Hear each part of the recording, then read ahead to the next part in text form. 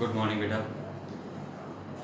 Kirchhoff law हम लोगों ने समझ लिया है और सीख भी लिया है, ऐसा मैं मान के चल रहा हूँ। आज हम लोग बात करेंगे एक नया टॉपिक और बहुत अच्छा टॉपिक है, कॉम्बिनेशन ऑफ सेल्स। क्या नाम है टॉपिक का? Combination of cells. जब भी कॉम्बिनेशन की बात आती है, हमने दो तरह के कॉम्बिनेशन पढ़ लिए हैं, combination of capacitors, combination of resistors. दोनों ही केसेस में आपको याद हो, हमने एक बात को फॉलो किया था, equivalent capacitance, equivalent resistance. In the same way हम यहां पर सेल का इक्विवेलेंट निकालेंगे। उम्मीद है आपको केवीएल लगाना आता है। कई बार ऐसे सर्किट्स आते हैं, जैसे हम केवीएल से सर्किट को सॉल्व कर रहे थे, अभी किरचॉफ लॉ लगा के सॉल्व कर रहे थे, तो कई बार सिचुएशंस इतनी सिंपल होती हैं, मल्टीपल सेल्स हैं, दो सेल लगे हैं, लेकिन हम उनको इजीली उनका कॉम्बिनेशन पता कर सकते हैं, उनके कॉम्बिनेशन से इक्विवेलेंट पता कर सकते हैं, तो हम केवीएल नहीं लगाते, अवॉइड कर जाते हैं केवीएल को और सिंपली सॉल्व करके सर्किट कर देते हैं, सेल्स का कॉम्बिनेशन देख के सॉल्व कर लेते हैं। तो ये भी एक मेथड है, तो हमें सारे मेथड आने चाहिए, एटलीस्ट वो सिचुएशन पे डिपेंड करेगा हम क्या यूज कर रहे हैं। आई थिंक बातें मेरी सीखते जा रहे हैं आप। अभी हम लोग क्या कर रहे हैं, टॉपिक वाइज कर रहे हैं। अब मैंने किरचॉफ लॉ के क्वेश्चंस करवाए, उस तरीके से सिखाया, अब कॉम्बिनेशन ऑफ सेल्स के तरीके से बताऊंगा। फिर जब हम असाइनमेंट पे पहुंचेंगे तब कंबाइंड इफेक्ट होगा, आप जैसे मर्जी यूज करिए, तो वहां से आप जब प्रैक्टिस करेंगे तो समझ में आएगा कि क्या करना होता है। अपने आप आपके अंदर से प्रैक्टिस करेंगे तो एक फीलिंग निकल कर आएगी कि हाँ, मैं इसको ऐसे सॉल्व कर सकता हूँ इजीली, जो इजी हो। जैसे किरचॉफ लॉ में भी हम देखते हैं, जरूरी नहीं आप किरचॉफ लॉ में सिर्फ किरचॉफ लॉ के ही पीछे पड़े।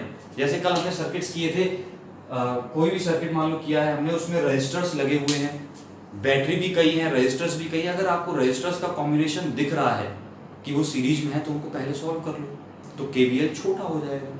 ये अपनी अपनी पसंद की बातें हैं। चलिए कॉम्बिनेशन ऑफ सेल्स की बात करेंगे। सबसे पहला है सीरीज कॉम्बिनेशन।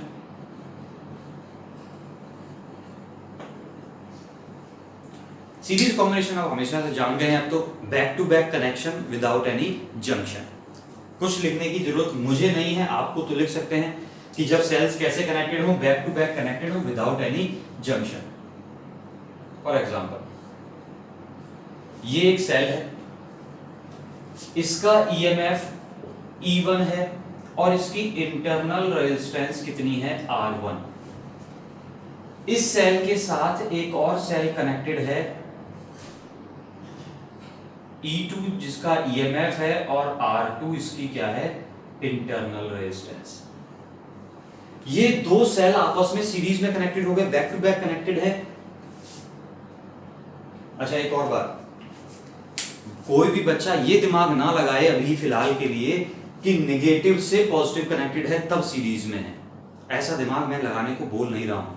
मैं सिर्फ आपको क्या बोल रहा हूं, बैटरी के पास दो टर्मिनल्स होते हैं, एक के बाद एक टर्मिनल कनेक्टेड है। कौन सा यहां पर कनेक्टेड है, जरूरी नेगेटिव से पॉजिटिव ही कनेक्टेड हो, वो मैटर नहीं करता। बस इन दोनों के कनेक्शन के बीच में कोई जंक्शन नहीं होना चाहिए, दैट्स इट। तो ये सीरीज कॉम्बिनेशन है। चलिए अब ये एक सर्किट है, दो सेल्स कनेक्टेड है, इसमें करंट कब होगी, जब ये कंप्लीट सर्किट होगा तभी तो इक्विवेलेंट। अभी तो कुछ है ही नहीं, क्योंकि सर्किट में करंट है ही नहीं, तो इक्विवेलेंट की बात ही खत्म हो गई। तो अब मैं क्या कर रहा हूं, मान लिया सर्किट में एक करंट है, तो इस सर्किट को कंप्लीट कर देते हैं पहले। मान लिया ये रेजिस्टर R है, अब ये सर्किट कंप्लीट हो गया है, मुझे इसकी क्या निकालनी है, इक्विवेलेंट। इस दो सेल का इक्विवेलेंट निकालना है, यानी कि अच्छा देखना, ईएमएफ एक क्वांटिटी है सेल के पास और एक क्वांटिटी है उसकी इंटरनल रेजिस्टेंस, मुझे दोनों का इक्विवेलेंट निकाल लेना होगा। यानी कि मुझे निकालना क्या है, ईएमएफ इक्विवेलेंट निकाल लेना है और इंटरनल रेजिस्टेंस का इक्विवेलेंट निकाल लेना है। अब ये सीरीज में है, तो आपको एक बात पता है, सीरीज में क्या होती है, सर्किट में पाथ डिवाइड नहीं हो रहा है, करंट सेम होगी। मान लिया इस पूरे सर्किट में करंट कितनी है, I है। क्लियर है? तो इसका मतलब यह हुआ कि अगर मैं इन दोनों सेल्स को रिप्लेस कर दूं और एक सेल लगा दूं जो इतनी ही करंट सर्किट में प्रोवाइड करे जितनी ये दोनों मिलके कर रहे हैं, तो वो सेल इसका इक्विवेलेंट कहा जाएगा। बड़ा सिंपल सी लाइन है क्या। अगर मैं इन दोनों सेल्स को रिप्लेस कर दूं, कर दिया, और वो सेल इस सर्किट में उतनी ही करंट प्रोवाइड करे जितनी ये दोनों मिलके कर, दोनों मिलके कितनी कर रहे थे, आई प्रोवाइड कर रहे थे, और ये अकेला कितनी करे, आई प्रोवाइड करे करंट। तो ये सेल इक्विवेलेंट सेल कहा जाएगा। इक्विवेलेंट सेल कहा जाएगा तो इसको हमने लिख दिया इक्विवेलेंट और इसको लिख दिया आर इक्विवेलेंट। ये दो हमें चीजें, यही दो फाइंड करनी है। स्टेप्स सीखना, तरीका सीखना, क्योंकि ये तरीका सीखने के बाद फिर हम पैरेलल जब करेंगे तो आप कंफ्यूज होंगे, अभी बहुत इजी है ये। चलिए, हमें एक बात पता चल गई है, पता है क्या, कि करंट सेम है, करंट सेम है। अगर मैं इस सर्किट के लिए बोलूं तो किरचॉफ लॉ लगा दीजिएगा, इस सर्किट में किरचॉफ लॉ लगा दीजिए एक बार। लगा पाएंगे आप? उम्मीद है आप लगा पाएंगे। चलिए, यहां से चलना शुरू कर रहा हूं। कैसे? ये एंटी क्लॉकवाइज डायरेक्शन में चलना शुरू कर रहा हूं। तो ये सबसे पहले आया आई आर, मैं लिख दूं क्या, किरचॉफ लॉ फ्रॉम KVL, ये लूप 1 मान लिया, इन लूप 1। चलिए, क्या बना, आई आर। क्लियर है इतनी बात? यहां पहुंचे तो कोई रेजिस्टेंस नहीं, बात खत्म होगी। यहां आ गए तो प्लस का आई आर इक्विवेलेंट, क्या माइनस का ई इक्विवेलेंट इक्वल्स टू 0। इन दोनों टर्म से आई कॉमन है,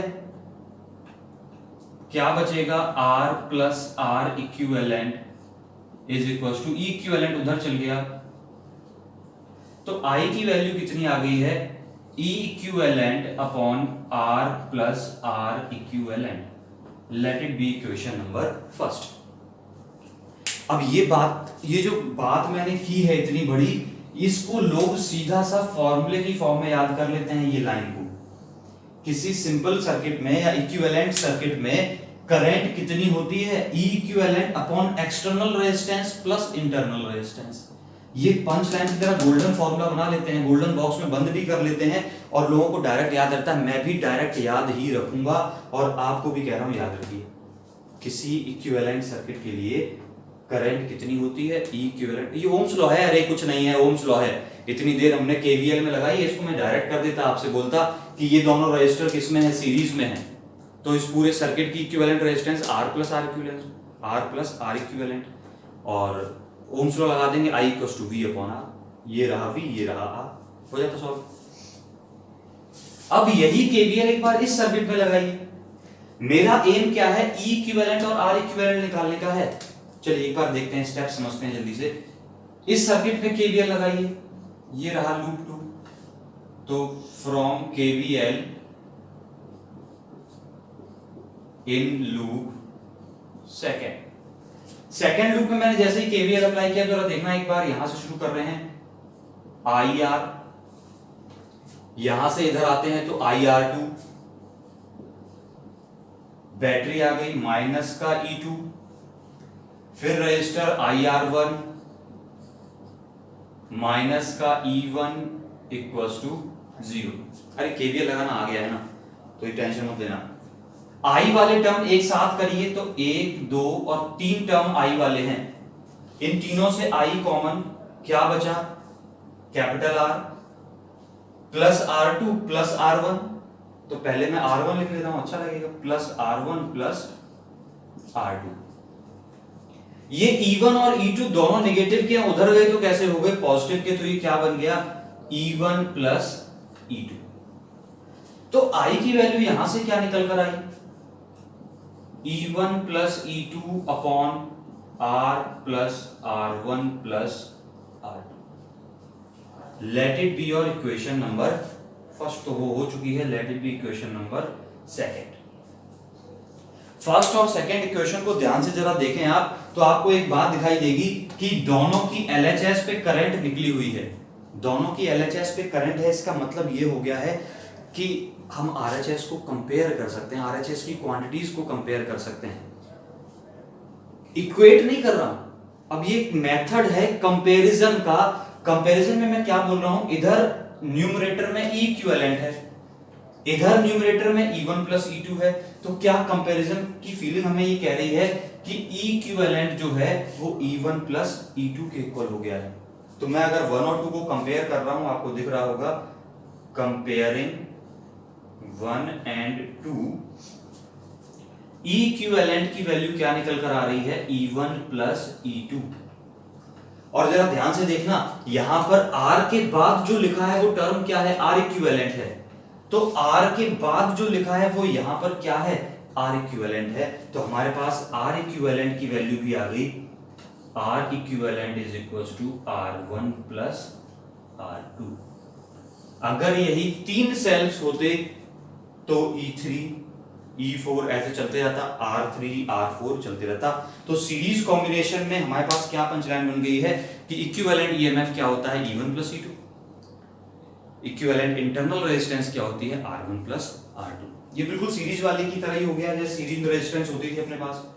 आई थिंक इतनी बात नोट कर लिया आपने। प्रोसीजर समझ में आया, हमने करंट की वैल्यू निकाली और इस तरफ से भी करंट की वैल्यू निकालकर उसको क्या कर दिया है, कंपेयर कर दिया है। आई होप आप समझ गए होंगे इस मेथड को। अब एक इसमें ट्विस्ट है, यहां तक बात सीख ली आपने। चलिए तो मैं कुछ लाइंस मॉडिफाई करूंगा अभी, चलिए थोड़ी देर में।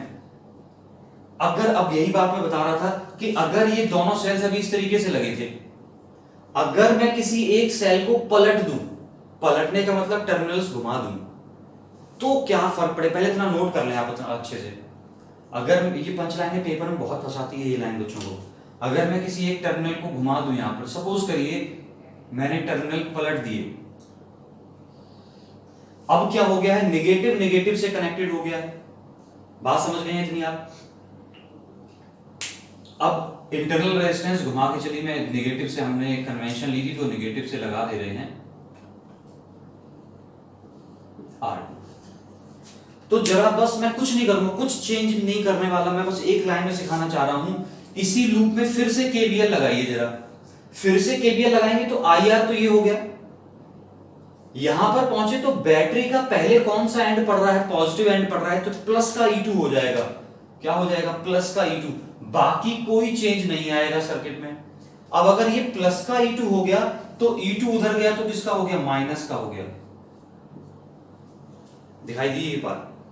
तो इक्विवेलेंट की वैल्यू जो आएगी, आपने पहले नोट कर लिया था वरना गड़बड़ हो जाएगी।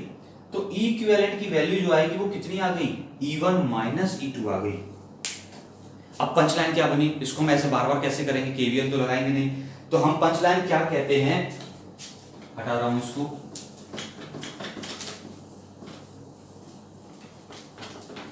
अगर बैटरी के, ये देखना सेम टर्मिनल्स कनेक्टेड है ना, नेगेटिव नेगेटिव से कनेक्टेड है। अगर बैटरी के आइडेंटिकल टर्मिनल्स कनेक्टेड हैं, इफ आइडेंटिकल, आइडेंटिकल से मतलब पॉजिटिव पॉजिटिव या negative negative, if identical terminals are connected together, then equivalent क्या होता है, E1 माइनस E2।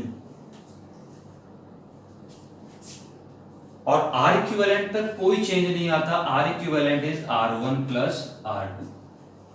और अगर अपोजिट टर्मिनल्स कनेक्टेड हैं, अपोजिट मतलब आइडेंटिकल की जगह में अच्छा लगेगा अगर सेम टर्मिनल्स, सेम टर्मिनल्स यानी पॉजिटिव पॉजिटिव या नेगेटिव नेगेटिव, और इसका अपोजिट, इफ अपोजिट टर्मिनल्स, ये पूरी लाइन लिखी है, terminals are connected together, then equivalent is equals to E1 plus E2 और R equivalent R1 plus R2। R equivalent पे कोई फर्क नहीं पड़ता, सिर्फ E इक्विवेलेंट फर्क पड़ता है। अब आप मेरी बात ध्यान से सुन लेना, अगर सेम टर्मिनल कनेक्टेड है, मैं आपसे पूछ लूं जरा, सेम टर्मिनल कनेक्टेड है तो कैसा होगा, E1 माइनस E2। अगर अपोजिट कनेक्टेड है तो E1 प्लस E2। अब बेसिकली बात इतनी है, चलिए मैं आपको सिखाई देता हूं। ऐसे आप चाहें तो यहां पर एक मॉड लगा लें, क्योंकि डिफरेंस के इक्वल होता है, बड़े में से छोटा घटा देते हैं हम लोग। क्या कर देते हैं, बड़े में से छोटा घटा देते हैं, नेगेटिव ईएमएफ का कोई सेंस नहीं होता। चलिए मैं आपको सिखाता हूं एक बार।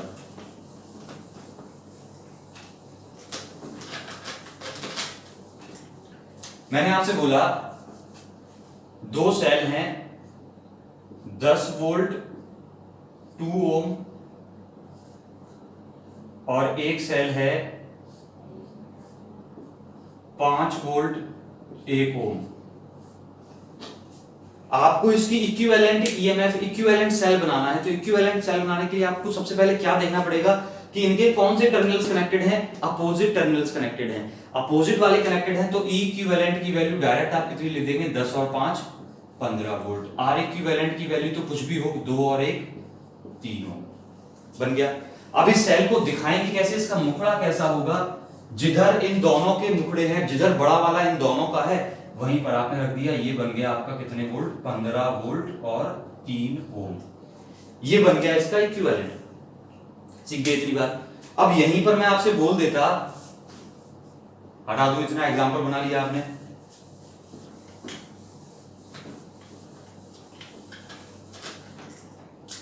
मैं आपसे बोल देता, मान लीजिएगा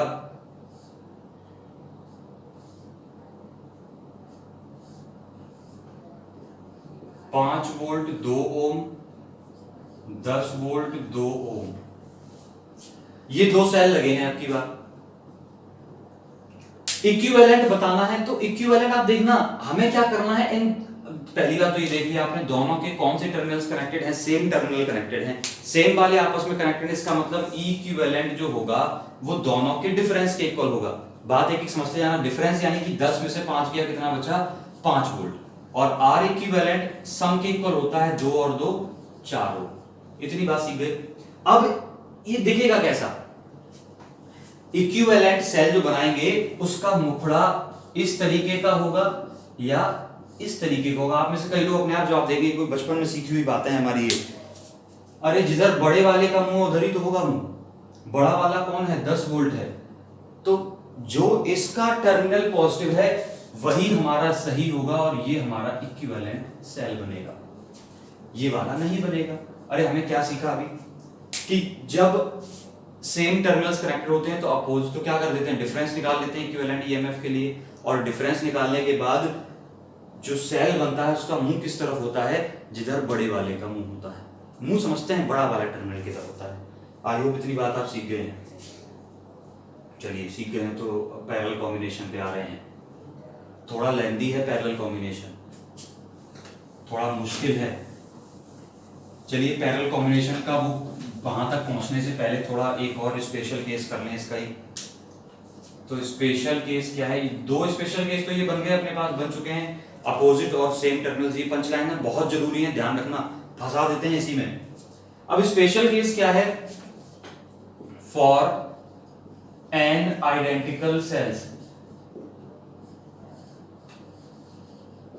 अगर एन आइडेंटिकल सेल्स होंगे, each of EMF E and internal resistance small r, यानी कि n आइडेंटिकल सेल्स हैं जो सीरीज में लगे हैं, सबका EMF E है और सबकी इंटरनल रेजिस्टेंस स्मॉल r है। तो हमें क्या करना है, ई इक्विवेलेंट बताने पे छोटी सी बातें हैं, नहीं बतानी चाहिए थी, लेकिन फिर भी एक पंचलाइन की फॉर्म में याद रखते हैं। क्या बन जाएंगी, कैसे करते थे, E1 plus E2 plus E3 plus dot dot dot, कहां तक, n टर्म्स तक। और सबके ईएमएफ अगर सेम है, कितने कितने हैं, E हैं, तो ये 2 3 का कोई मतलब नहीं। अरे इनको जोड़ देना है, कितने हैं, n है, तो कितने हो गए, n E हो गया, तो E इक्विवेलेंट कितना हो गया, n टाइम्स हो गया, ईएमएफ बढ़ गया n टाइम्स। R इक्विवेलेंट की बात करेंगे तो R इक्विवेलेंट भी कितना हो जाएगा, R प्लस R, क्या हो जाता है, R1 R2 R3, कितनी बार, n बार। 1 2 3 का मतलब नहीं, क्योंकि सारी इंटरनल रेजिस्टेंस कैसी हैं, सेम है, तो कितना बन गया, NR। ध्यान रखना ये बात, R इक्विवेलेंट कितना हो गया, NR। पता चली बात।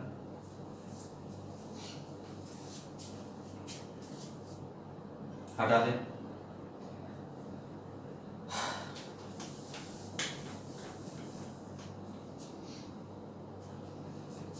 तो सर्किट में करंट कितनी हो जाएगी, सर्किट में करंट कितनी हो जाएगी, फॉर्मूला करंट क्या आता है, I equals to E equivalent upon R plus R equivalent. रख दीजिएगा वैल्यू, ई इक्विवेलेंट यानी कि N E upon R plus N R, ये करंट बन गई। तो मैं ये नहीं कह रहा आप ये ऐसा लिख लें, बात सीख गए हैं, आपको बेसिकली फॉर्मूला याद रखना है कि करंट कितनी होती है, E equivalent upon R plus R. Current पता होगी, निकाल लेंगे करंट अगर ये दोनों वैल्यू पता कर पाएंगे तो। चलिए हटा रहा हूं, अब बात कर रहे हैं पैरेलल कॉम्बिनेशन ऑफ सेल्स की।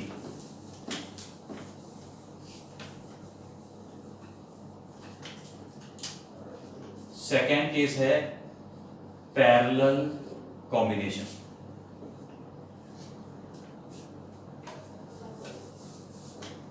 पैरेलल की पहचान याद है, जब टर्मिनल्स किसी एक ही दो पॉइंट्स के बीच में ही कनेक्टेड हो। फॉर एग्जांपल ये एक सेल है E1 और इंटरनल रेजिस्टेंस R1, एक सेल है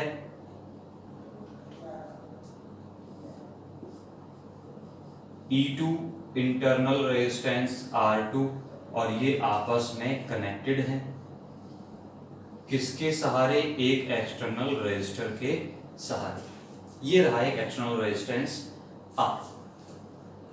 हमें क्या करना है, इसका इक्विवेलेंट ईएमएफ और इक्विवेलेंट रेजिस्टेंस पता करनी है, यानी इक्विवेलेंट सेल पता करना है। तो मैंने मान लिया इसने करंट सप्लाई की है I1, इसने की है I2। इधर से I1 सप्लाई हुई, इधर से I2 सप्लाई हुई, दोनों यहां पर जब मिल गए, दोनों जैसे ही मिले तो यहां पर कितनी करंट बन गई, I1 प्लस I2। दिख गई इतनी बात। और इस I1 प्लस I2 करंट को हमने नाम दे दिया है कितना, I। डायग्राम बड़ा बनाएंगे, क्लियर बनाएंगे। इस I1 प्लस I2 को हमने क्या बोल दिया, टोटल करंट हो गई ना, I1 प्लस I2 नाम दे दिया है इसको I। तो इन दोनों सेल की वजह से हमारे एक्सटर्नल सर्किट यानी एक्सटर्नल रेजिस्टर में I करंट आ रही है। अगर कोई सेल अकेले हमारे एक्सटर्नल रेजिस्टर में इतनी ही करंट प्रोवाइड कर दे, कितनी, I, तो वो क्या कहा जाएगा, इक्विवेलेंट सेल कहा जाएगा।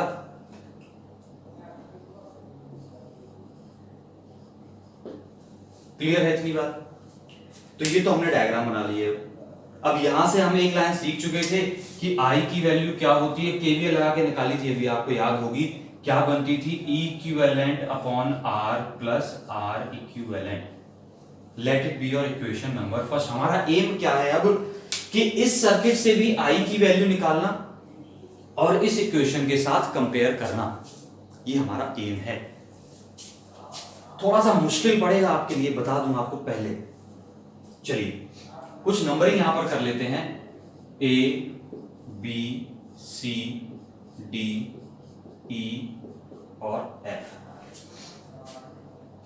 तो अब मैं क्या कर रहा हूं, एक लूप ले रहा हूं, उसमें केवीएल लगा, मुझे करंट की वैल्यू निकालनी है। आपको दिख रहा होगा मुझे I की वैल्यू निकालनी है। अननोन कितने हैं, I1 और I2, दो ही अननोन है ना हमारे पास। I तो हमने नाम दे दिया ना I1 प्लस I2 को, तो दो ही अननोन है, तो मैं दो लूप बनाने पड़ेंगे। तो मैं एक लूप ले रहा हूं बड़े वाला, ये रहा। इस बड़े वाले लूप में केवीएल लगा रहा हूं, तो नाम लूप का लिख दूं मैं, loop A E D B A, clear है इतनी बात। इक्वेशन बोलिएगा, ए से ई तक कोई प्रॉब्लम नहीं है, ई से डी तक, ई से डी तक बात करेंगे तो क्या, आई into are, I1 plus I2 को नाम क्या दे दिया था, I, तो I इंटू आर। इसके बाद बात करिएगा, यहां पर पहुंचते हैं, यहां पर तो ये आ गया प्लस का IR1 माइनस का E1 इक्वल्स टू 0। क्लियर है इतनी बात। सिमिलरली अब एक और लूप है मेरे पास, एक और लूप ले रहा हूं छोटे वाला। ये लूप का नाम बोल दीजिएगा छोटे वाले का। यहां पर इक्वेशन लिख रहा हूं, इधर लिख रहा हूं, लूप आप अपने सीरीज में करिएगा जैसे मर्जी करते हैं आप। लूप का नाम बोल देते हैं FEDCF, FEDCF। वो लोग इस डेरिवेशन में मारे जाएंगे जो पूरा बोर्ड देखकर बाद में आगे बढ़ा के और स्क्रीनशॉट लेते हैं। उनको समझ में नहीं आएगा कहां पे क्या लाइन लिखनी है, जो साथ साथ चलेंगे उन्हीं को समझ में आएगी बात। दूसरा लूप ले लिया मैंने FEDCF, इक्वेशन लिखिएगा तो क्या बनी फिर से IR, यहां पर पहुंचे प्लस, अच्छा यहां पर करंट I1 थी हमारे पास, ये तो बात देखना ध्यान से, जितनी बैटरी से बाहर निकलती है उतनी ही एंटर करती है, तो यहां पर I1 एंटर करेगी, यहां पर कितनी एंटर करेगी I2, तो ये कितनी करंट है I1, तो क्या हो गया IR, और यहां पर कितनी करंट है I2 R2 माइनस का E2 इक्वल्स टू 0। तो ये इक्वेशन मैंने मान ली है सेकंड है, ये इक्वेशन मान ली है थर्ड है। हमारा एम आपको पता है, मुझे क्या करना है, I की वैल्यू निकाली, से यहां पर I लिखा है ना, तो I की वैल्यू निकालनी है इन दोनों इक्वेशंस की हेल्प से। पहले मैं दोनों को बराबर में लिख लेता हूं एक बार, इस थर्ड वाली को यहां कॉपी कर लिया, IR plus I2 R2 minus का E2 इक्वल्स टू 0। अब दिमाग के घोड़े खोल लेना, बिल्कुल मैथ वाले तो बिल्कुल बेकार है, बायो वालों का तो कुछ बहुत ध्यान से सुनना सभी। ये थर्ड इक्वेशन है, मुझे I की वैल्यू निकालनी है। अब मैं इसमें क्या ऐसी जुगाड़ लगाऊं कि I की वैल्यू निकल आए। इन दोनों टर्म्स को देखना, दोनों में I है, अच्छी बात है। इधर देखना I1 है, इधर देखना I2 है। I की वैल्यू निकालनी है, क्या I1 प्लस I2 अगर हो जाएगा, ये दोनों टर्म्स ऐड हो जाएं तो I1 प्लस I2 बन जाएगा। अगर ऐड हो, अभी ऐड हो नहीं रहे हैं ये, I1 प्लस I2 का टर्म अगर मुझे मिल जाए तो मेरी बात बन जाएगी। तो मैं इस इक्वेशन को यहां से हटा रहा हूं जगह स्पेस बनाने के लिए, आपने लिख लिया होगा आई हो। चलिए, तो अब I1 प्लस I2 मुझे बनाना है, ध्यान देना, इधर I1 के साथ टर्म लगा है R1, आपको ऐसा एलिमिनेशन के लिए पता होगा जो हम करते थे, और इधर I2 के साथ लगा है R2। इन दोनों के कोफिशिएंट का अगर आपस में मल्टीप्लाई करा दिया जाए इक्वेशंस में, तो ये हम ऐसे करते थे, जैसे फॉर एग्जांपल एक इक्वेशन लिखी है 2x plus 3y equals to कुछ 5 लिखा है, और इधर लिखा है 3x plus 5y equals to 2। तो अगर मुझे x को कैंसिल आउट करना होता तो वहां पर क्या करना होता था, कैंसिल आउट, तो मैं इसके कोफिशिएंट का इसमें मल्टीप्लाई करता था, यानी कि 2 का इसमें और इसके कोफिशिएंट का इसमें। तो अब ये दोनों टर्म कैसे हो जाते थे, इक्वल हो जाते थे, यही होता था, और हम फिर इनको सब्ट्रैक्ट करके कैंसिल कर लेते थे। यहां पर हम सब कैंसिल नहीं करना चाह रहे हैं, इनको ऐड करना चाह रहे हैं, तो मैंने क्या किया, इनके कोफिशिएंट्स का मल्टीप्लाई कर दिया एक दूसरे में। तो इस इक्वेशन में मल्टीप्लाई किया R2 का, इस इक्वेशन में मल्टीप्लाई किया R1 का।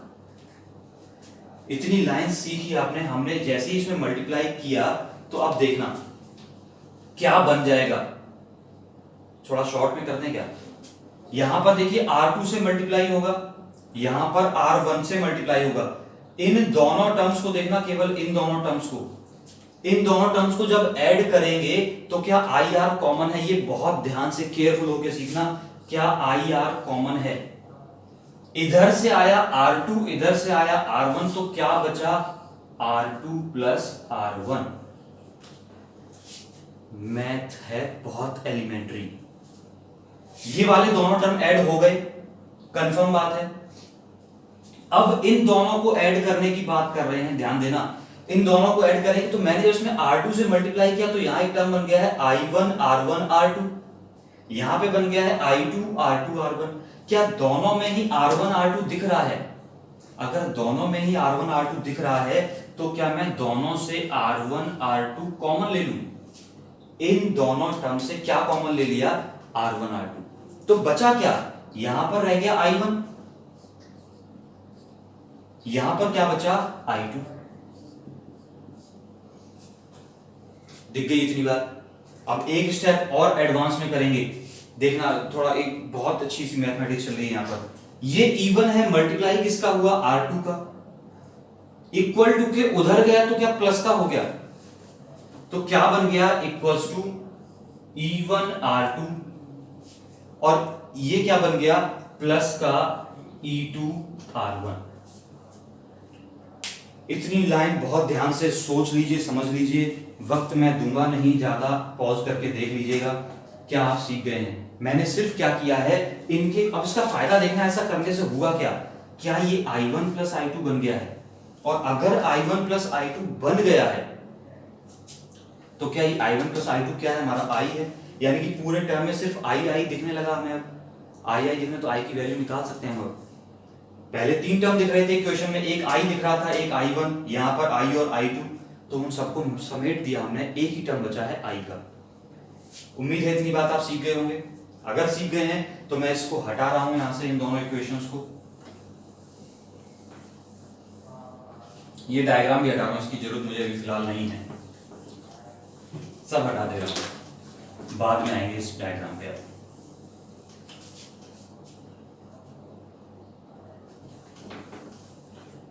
चलिए,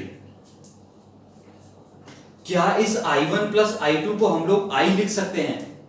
और अगर I लिख सकते हैं, चलिए एक स्टेप बढ़ा ही देता हूं, वैसे मैं I लिख लेता तो क्या इन, चलिए छोड़िए, R1 प्लस R2 ये हो गया, प्लस का R1 R2, और इसको क्या लिख दिया है, I is equals to E1 R2 plus E2 R1। बहुत केयरफुली कॉपी करिएगा, लिखिएगा, समझिएगा। क्या अब ये दो टर्म्स हैं, इन दोनों टर्म से I कॉमन है, I कॉमन, क्या बचा, R1 प्लस R2 प्लस का R1 R2 is equals to E1 R2 plus E2 R1। सुनते भी रहिएगा, कुछ गलत लिख जाए तो E2 R1। I की वैल्यू निकाली तो ये सारा कहां चिपका देंगे, डिनोमिनेटर में चिपका देंगे जाके, मल्टीप्लाई में ना, कहां पहुंचेगा, डिवाइड में पहुंचेगा। ये इक्वेशन 1 जरा कहीं और लिख लीजिएगा,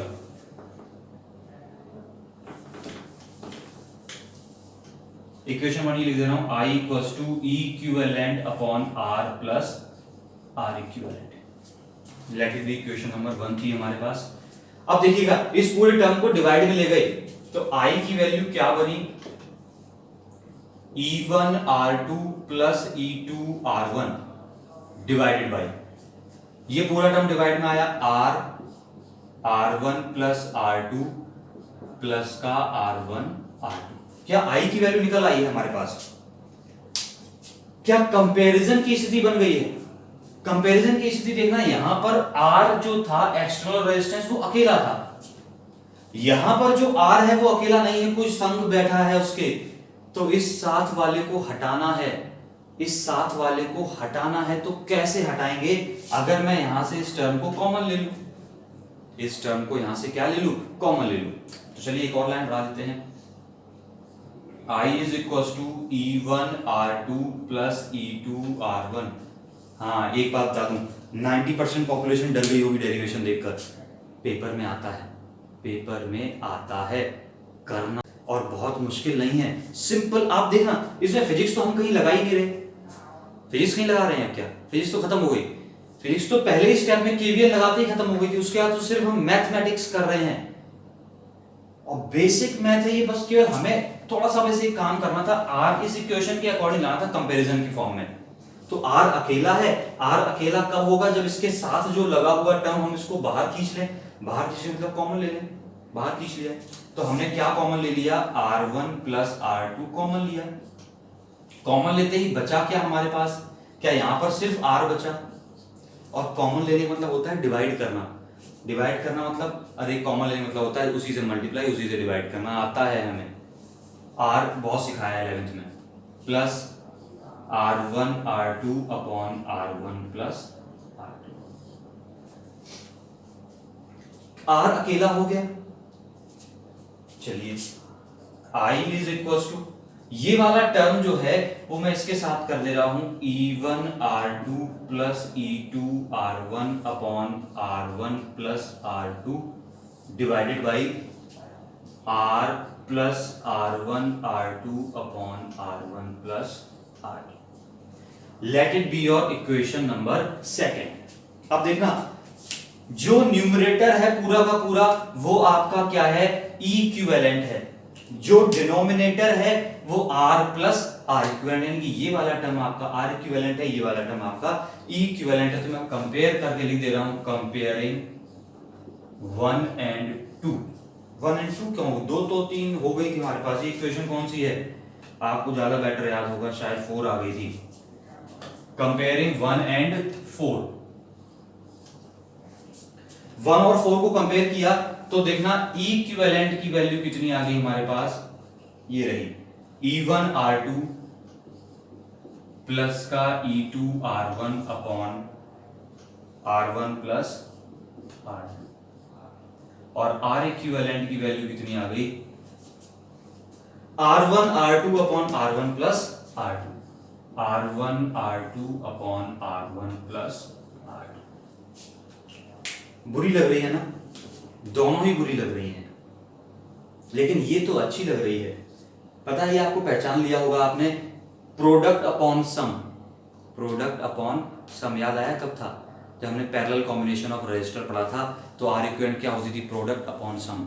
तो ये क्या हुआ है, पैरेलल कॉम्बिनेशन हो गया है, पैरेलल कॉम्बिनेशन हो गया। ये सब इधर वाली लाइनें हटा दे रहा हूं मैं, अभी नोट कर ली है अच्छे से, मैं हट भी गया हूं, स्क्रीनशॉट भी ले लिया होगा।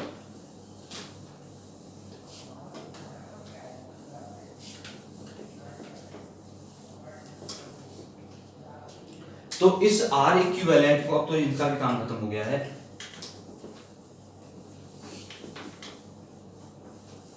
इस R इक्विवेलेंट को अपन लिख सकते हैं, या फिर इस तरीके से लिख सकते हैं। पैरेलल कॉम्बिनेशन में क्या होता था, 1 upon R equivalent is equal to 1 upon R1 plus 1 upon R2। ये हो गई आपके पास R इक्विवेलेंट, दिख रही है।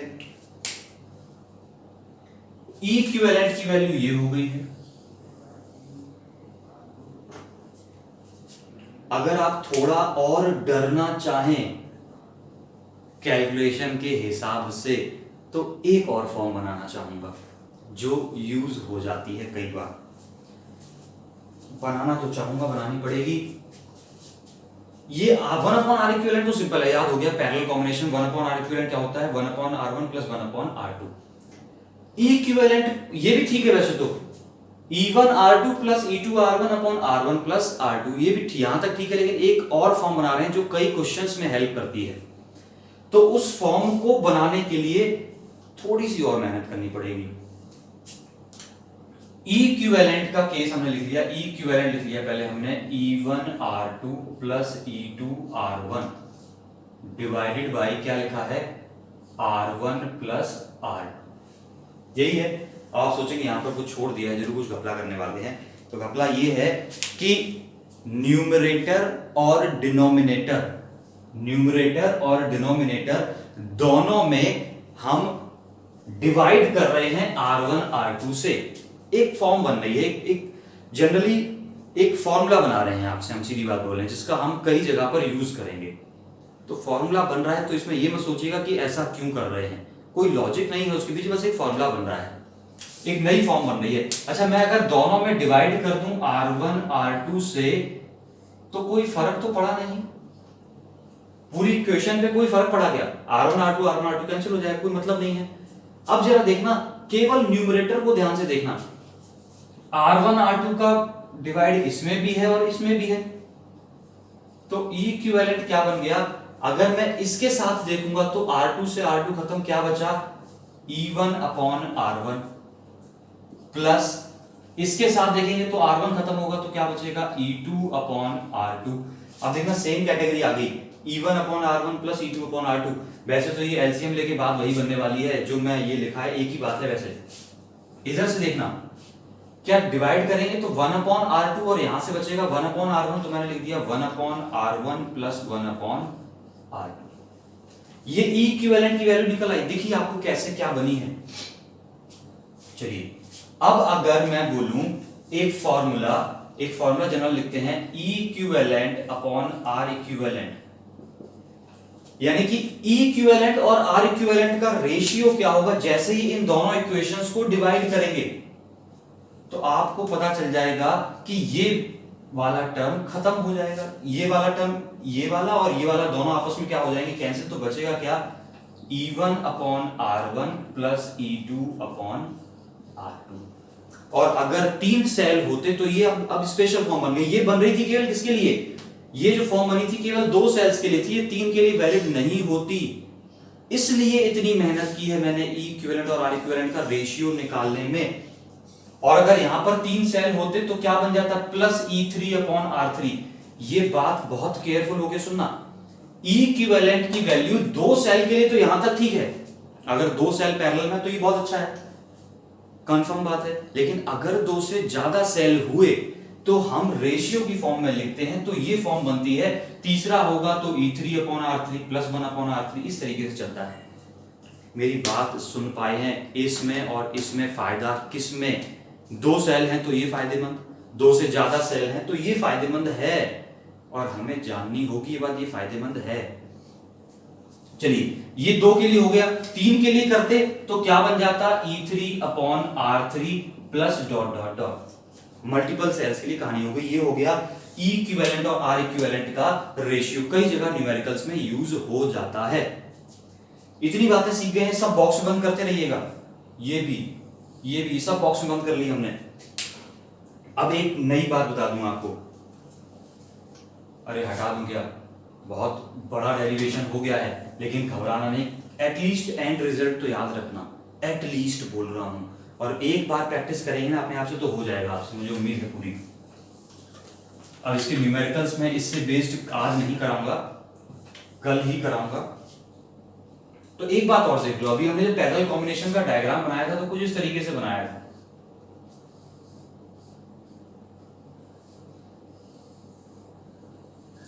यही बनाया था। तो इस केस में सॉल्व करने पर ये आ रहा था, अगर सेम पॉजिटिव पॉजिटिव कनेक्टेड हैं तो उनको प्लस प्लस करते जाइए ये यहां पर, और अगर एक भी अपोजिट लगा है तो उसका साइन कैसा हो जाएगा, माइनस का हो जाएगा। मेरी बात मुद्दे की सुनिए, कुछ 2 सेल्स ये लगे हैं, अगर मैं यहीं पर तीसरा सेल लगा देता इस तरीके से,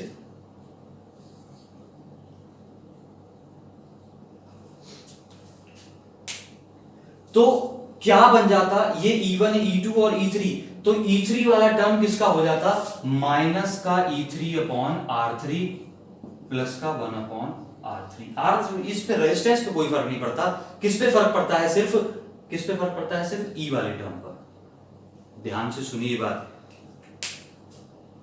3 सेल लगे हैं, 2 के मुखड़े सेम है, तीसरे का अपोजिट है। अब ये अगर हम बोलता कि 2 का मुखड़ा ऐसा है तो हम E1 पॉजिटिव लेते, E2 भी नेगेटिव होता, E3 भी नेगेटिव होता। मेरी लाइन एक एक सीख पा रहे हैं, ये बहुत जरूरी बातें हैं। अगर क्वेश्चन करना है तो इन्हीं बातों से बच्चा फंसता है, बस केवल इसी बात से फंसता है कि अगर इनके पॉजिटिव पॉजिटिव एंड कनेक्टेड हैं, यानी सेम एंड्स कनेक्टेड हैं, तो पॉजिटिव लगाते रहिए। अगर कोई एंड, कोई बैटरी उल्टी लगी है, एक झुंड है बैटरीज का, उस झुंड में एक बैटरी पलट के लगा दी है, तो hमें उस पर नजर रखनी है और उसके लिए माइनस यूज कर लेना है, बस इतनी सी बात है। क्लियर है इतनी बात? आई थिंक आप सीख गए हैं इतनी बात।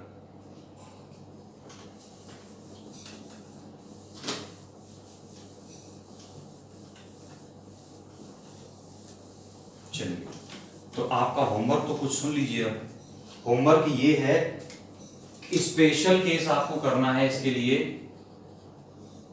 For N identical cells of EMF E and internal resistance R। उस केस में E इक्विवेलेंट की वैल्यू बतानी है और R इक्विवेलेंट की वैल्यू बतानी है, ये दोनों वैल्यूज आपको बतानी है और पंच लाइन बनाकर बॉक्स में बंद करनी है, गोल्डन बॉक्स में।